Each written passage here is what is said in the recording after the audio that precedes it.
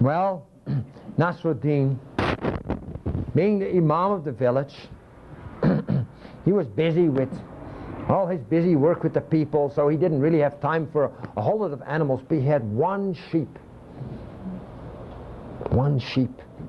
Now every day the flocks of the village would go out in the fields around, and Nasruddin's one sheep would go with them. All the farmers had 20, 30, 40 sheep.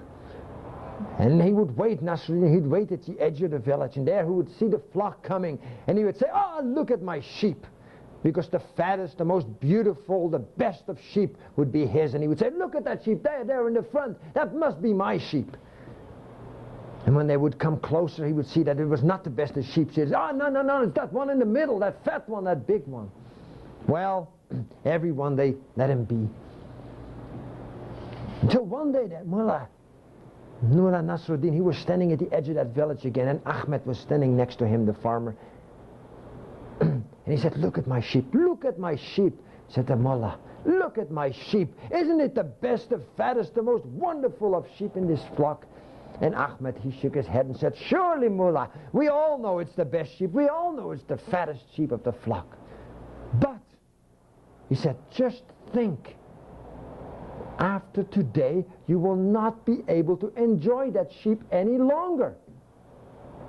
And the Mullah looked up at him and said, "Why not?" Well, Ahmed said, "Haven't you heard? Tomorrow is the end of the world. So it's better if you kill your sheep and eat it before the end of the world is upon us.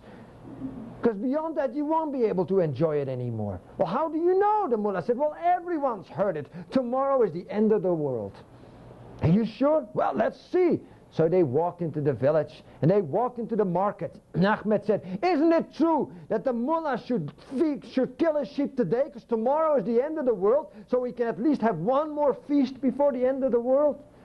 And everyone said, "Yes, you're right. Tomorrow is the end of the world." And all through the village, everyone said, "Surely tomorrow is the end of the world." Well, what could the Mullah say? Finally he said, and he called everyone and said, "Since tomorrow is the end of the world, we will kill my sheep and have one last feast tomorrow on the meadow by the river."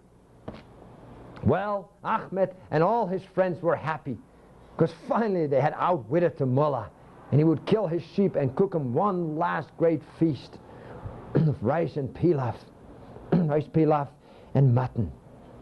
Well, the next day, all the men of the village went out to meet up with the Mullah.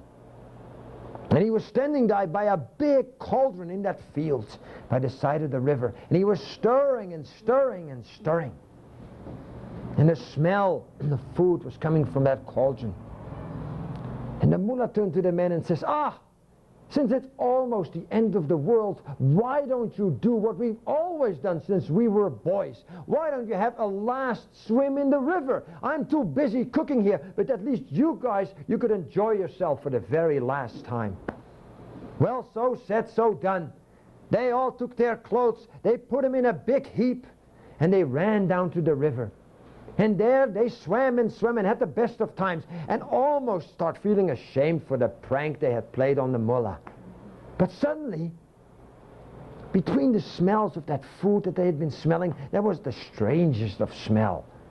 And after a short while it became so unpleasant that they stopped their playing in the river and their swimming in the river, and they climbed out and they climbed up the hill to that field. And there was the Mullah, and they were ready to grab and put on their clothes, and they were gone. And as they looked there under that cauldron was a big smoldering heap of clothes and shoes aflame. And they turned to the Mullah and says, "Mullah, what did you do?" And he says, "Well, since the world is going to end in a few minutes anyway, why do you guys need your clothes?"